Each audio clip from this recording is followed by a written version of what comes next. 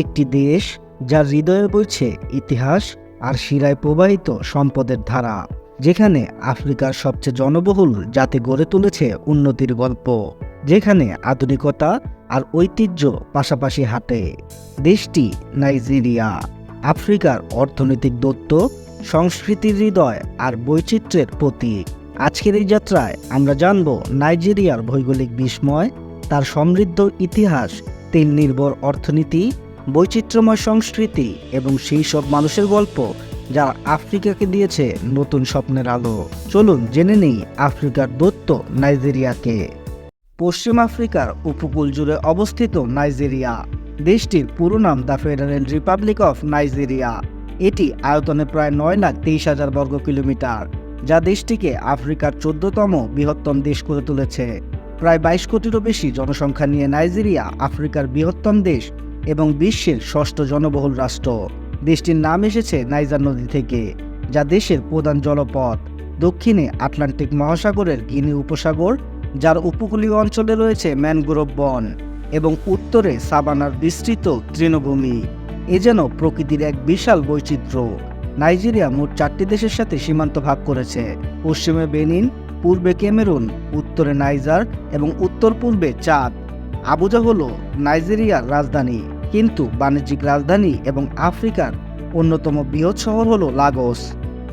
Nigeria হলো সংস্কৃতির এক মহাসাগর, যেখানে 250-এরও বেশি জাতিগোষ্ঠী এবং 500-টিরও বেশি ভাষা প্রচলিত। প্রধান 3টি জাতিগোষ্ঠী হল উত্তরে হাউসা ফুলানি, পশ্চিমে ইয়োরুবা এবং পূর্বে ইগবো জাতিগোষ্ঠী। দেশের সরকারি ভাষা ইংরেজি, কিন্তু স্থানীয় ভাষাগুলোর ব্যবহার দৈনন্দিন জীবনে অপরিহার্য। ধর্মীয়ভাবে দেশটির জনসংখ্যা প্রায় সমানভাবে ইসলাম ও খ্রিস্ট ধর্মে বিভক্ত।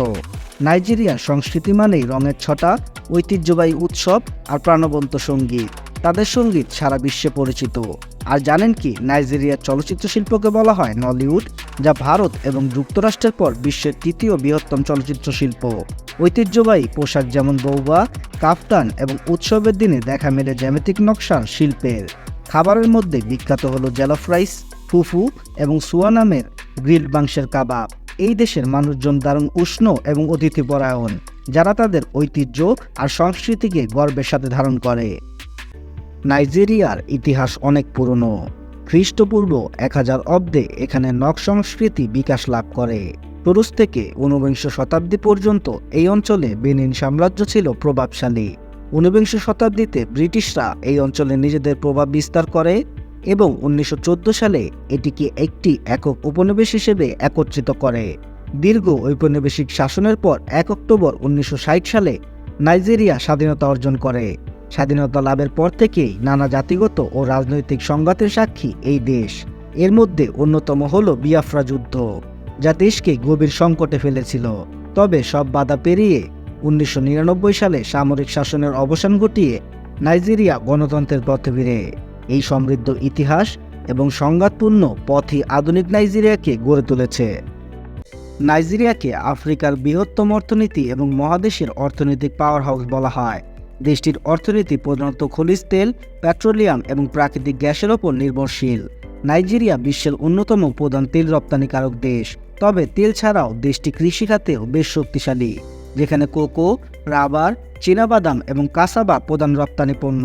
সাম্প্রতিক বছরগুলোতে দেশটির প্রযুক্তি এবং উদ্যোক্তা খাত দ্রুত বৃদ্ধি পাচ্ছে। বিশেষ করে লাগোস শহরকে আফ্রিকার সিলিকন ভ্যালি হিসেবে দেখা হয়। নাইজেরিয়ার জিডিপি প্রায় $190 বিলিয়ন। দেশের মুদ্রার নাম নাইজেরিয়ান নাইরা। এক বাংলাদেশি টাকায় সাধারণত 8 থেকে 10 নাইরার মতো পাওয়া যায়। নাইজেরিয়ার প্রধান বাণিজ্য পার্টনার হলো চীন, ভারত ও যুক্তরাষ্ট্র। তবে নাইজেরিয়ার বৃহত্তম শক্তি হলো তার বিশাল তরুণ জনগোষ্ঠী, যাদের হাত ধরে দেশটি দ্রুত উন্নয়নের পথে এগিয়ে চলেছে। নাইজেরিয়া পর্যটকদের জন্য এক অপূর্ব দেশ, যেখানে রয়েছে সবুজ উপত্যকা, জলপ্রপাত আর বন্যপ্রাণীর অভয়ারণ্য। দেশের দক্ষিণে রয়েছে মনোরম উপকূলীয় অঞ্চল, আর গিনি উপসাগরের তীর জুড়ে দেখা মেলে লাগোস বিচের এবং প্রাকৃতির অপূর্ব সৃষ্টি ওল্ড কলোনিয়াল আর্কিটেকচার। উত্তরে কাম্বাকু গেম রিজার্ভ, যেখানে বাফেলো এবং অন্যান্য আফ্রিকান বন্যপ্রাণীর দেখা মেলে। ওসুন অসুব্য স্যাক্রেড গ্রোভ হল ইউনেস্কো ওয়ার্ল্ড হেরিটেজ সাইট, যা ইয়োরুবা সংস্কৃতির এক পবিত্র স্থান। এছাড়াও উঁচু পাহাড় আর শীতল জলপ্রপাতের জন্য বিখ্যাত হল ক্রস রিভার স্টেটের ওবুদু মাউন্টেন রিসর্ট। দেশের উত্তর পূর্বাঞ্চলে রয়েছে মনোরম কায়াঞ্জি ন্যাশনাল পার্ক। নাইজেরিয়ার এই বৈচিত্র্য প্রকৃতি আর ঐতিহ্যবাহী স্থানগুলো পর্যটকদের জন্য এক ভিন্ন অভিজ্ঞতা দিতে প্রস্তুত। এটি শুধু একটি অর্থনীতির পাওয়ার হাউস নয়, দেশটি প্রকৃতির এক অসাধারণ ক্যানভাস। নাইজেরিয়া এক দেশ যার গল্প শুধু সীমান্তে থেমে নেই। এদেশ আফ্রিকার হৃদস্পন্দন, যার অর্থনীতি, সংস্কৃতি আর মানুষ আজও পুরো মহাদেশকে চালিত করছে। মরুভূমি থেকে সমুদ্র, তেলক্ষেত্র থেকে আধুনিক নগর, নাইজেরিয়া আজ উন্নয়নের নতুন দিগন্তে দাঁড়িয়ে। ইতিহাসের স্মৃতি, সংস্কৃতির ঐতিহ্য আর ভবিষ্যতের আশা, সব মিলে নাইজেরিয়া এক জীবন্ত অধ্যায়, যা প্রমাণ করে আফ্রিকা জেগে উঠছে। ভিডিওটি ভালো লাগলে লাইক এবং শেয়ার করুন, চ্যানেলটি সাবস্ক্রাইব করে রাখুন, যেখানে আমরা জানব আফ্রিকার আরেকটি অজানা গল্প।